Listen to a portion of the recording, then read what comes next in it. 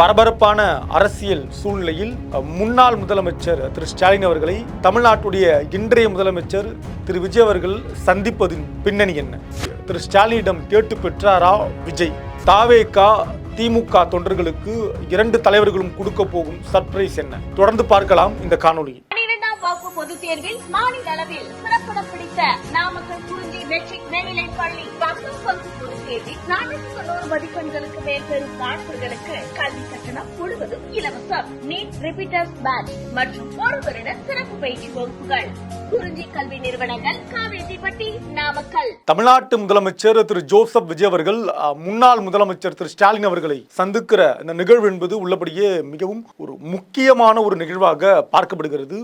தமிழ்நாட்டுடைய அரசியல் களம் என்பது தட்பவெப்ப நிலை என்பது கிட்டத்தட்ட ஒரு பரபரப்பாக மிகவும் வெப்பம் வாய்ந்ததாக கடந்த 2 நாட்களாக பார்க்கப்படுகிறது. இந்த நிலையில நேற்றைய தினமே தமிழ்நாட்டுடைய கஜானா காலியாகிவிட்டது, வடித்து எடுத்து சென்று விட்டார்கள் என்று தமிழ்நாட்டுடைய முதலமைச்சர் பதவியேற்ற மறுகணமே பேசியிருந்தார். குறிப்பாக முதலமைச்சராக பொறுப்பேற்ற திரு விஜய் அவர்கள் குறிப்பிட்ட இன்னொரு முக்கியமான வார்த்தை அவகாசம். எனக்கு சில நாட்கள் கொடுக்க வேண்டும். தேர்தல் வாக்குறுதியாக தாவேகா எதையெல்லாம் தேர்தல் பிரச்சாரத்தில் அறிவித்ததோ அதையெல்லாம் நிறைவேற்றுவதற்கு எங்களுக்கு கூடுதலான ஒரு கால அவகாசம் தேவை. அதைத் தொடர்ந்து நாங்கள் ஒரு வெள்ளை அறிக்கையை நாங்கள் வெளியிடுறோம். குறிப்பாக கடந்த 5 ஆண்டு காலம் திமுக ஆட்சியில் நடைபெற்ற நிதி நிர்வாகத்தை பற்றின வெள்ளை அறிக்கையை நாங்கள் வெளியிடுவோம். பிறகு எங்களுடைய திட்டங்களை நாங்கள் தொடங்குவோம் என்று நேற்று முதலமைச்சர் பேசியிருந்தார். இந்நிலையில் முதலமைச்சர் திரு ஜோசப் விஜய் அவர்கள் இன்றைக்கு முன்னாள் முதலமைச்சர் திரு ஸ்டாலின் அவர்களை சந்தித்திருப்பது மிகப்பெரிய ஒரு பேசுபொருளாகவும், அதே நேரத்தில் முன்னாள் முதலமைச்சரை கலந்தாலோசித்து சில முக்கிய முடிவுகளை எடுப்பதற்கு இது ஒரு வாய்ப்பாக இருக்கும். முழுக்க முழுக்க இது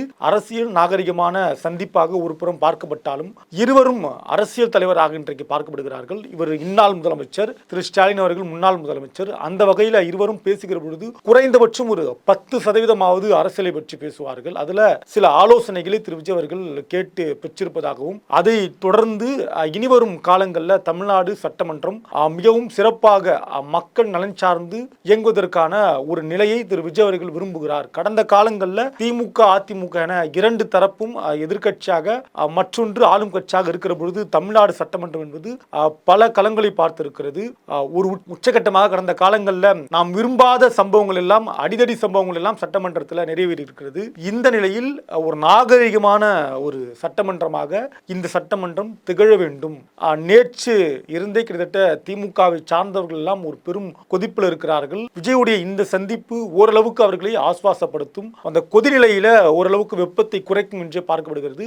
50 ஆண்டு காலம் தமிழ்நாட்டுடைய அரசியல் அனுபவம் பெற்ற தலைவராக பார்க்கப்படுகிறார் திமுகவுடைய தலைவர் முன்னாள் முதலமைச்சர் திரு ஸ்டாலின் அவர்களை. எனவே பல அரசியல் ஆய்வாளர்கள் சொல்வது திரு விஜய் அவர்கள் உள்ளபடியே முன்னாள் முதலமைச்சர் ஸ்டாலினை சந்திப்பது என்பது வரவேற்கத்தக்கது. அதையும் தாண்டி நிச்சயமாக அவர்கள் பேசி கலந்தாலோசித்து அரசியல் சார்பான முடிவுகளையும் அரசியல் சார்பான சில சந்தேகங்களையும் விஜய் கேட்டு பெறுவதில் எந்த விதமான தவறும் இல்லை. எனவே இந்த நிகழ்வை நாம் அனைவரும் வரவேற்க வேண்டும். இது ஒரு மிக முக்கியமான நிகழ்வாக இன்றைக்கு பார்க்கப்படுகிறது. களத்தில் நேரடியாக இன்றைக்கு எதிர்கட்சியாக திமுக இருக்கிறது. அடுத்து வருகிற காலமெல்லாம் கடுமையான வாக்குவாதம், விமர்சனங்கள், அரசு செய்கிற குறைகளை சுட்டிக்காட்ட வேண்டிய இடத்தில் திமுக இருக்கிறது. எல்லோரும் சொல்லக்கூடியது திமுக எதிர்கட்சியாக செயல்படுகிற விதம் என்பதே கிட்டத்தட்ட பார்ப்பதற்கு மிகவும் ஒரு பரபரப்பாக இருக்கும். திமுக எதிர்கட்சி அப்படின்னா அன்றைக்கு நடைபெறுகிற சட்டமன்றத்திலிருந்து வரக்கூடிய செய்திகள் பிரேக்கிங் நியூஸாக இருக்கும். முக்கியமான அவ்வளவு செய்திகளை திமுக தயாரிப்போடு கேள்விகளை எழுப்புவார்கள்.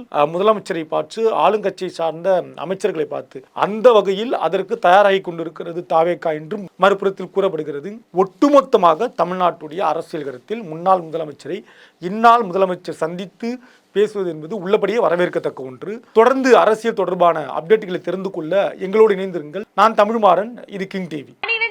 பொதுத் தேர்வில் மாநில அளவில் சிறப்பிடம் பிடித்த நாமக்கல் குறிஞ்சி மெட்ரிக் மேல்நிலைப் பள்ளி பொதுத் தேர்வில் 490 மதிப்பெண்களுக்கு மேல் பெறும் மாணவர்களுக்கு கல்வி கட்டணம் முழுவதும் இலவசம். நீட் ரிப்பீட்டர்ஸ் பேட்ச் மற்றும் 1 வருட சிறப்பு பயிற்சி வகுப்புகள்.